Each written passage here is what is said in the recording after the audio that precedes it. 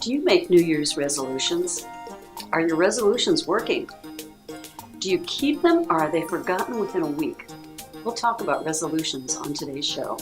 Welcome to this episode of Releasing the Ties That Bind with accredited journey practitioner Karen Kiemnec.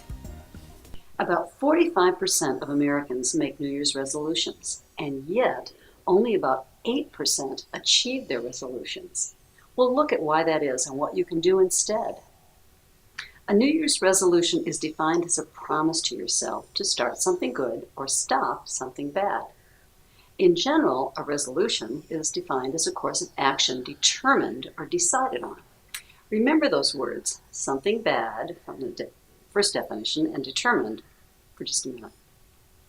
Some of the top resolutions are losing weight, getting organized, spending less money and saving more, quit smoking, quit drinking, or drink less.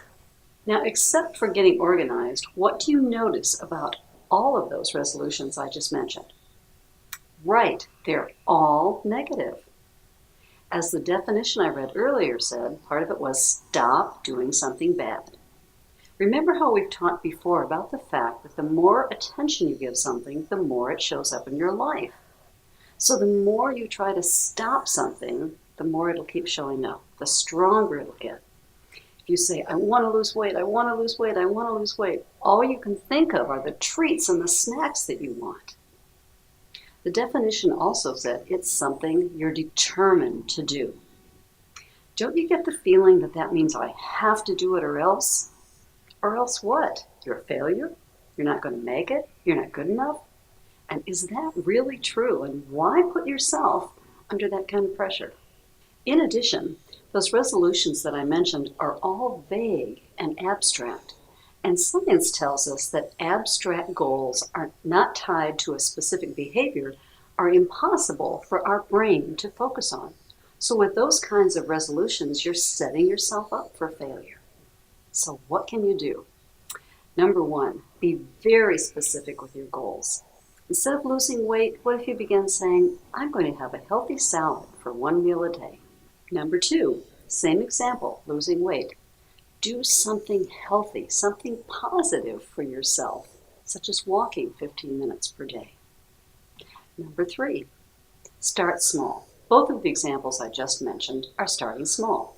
Rather than saying, I'll walk a mile every day when you haven't done any exercise at all recently, start with just 10 minutes and maybe add a few minutes each week. And fourth, reward yourself.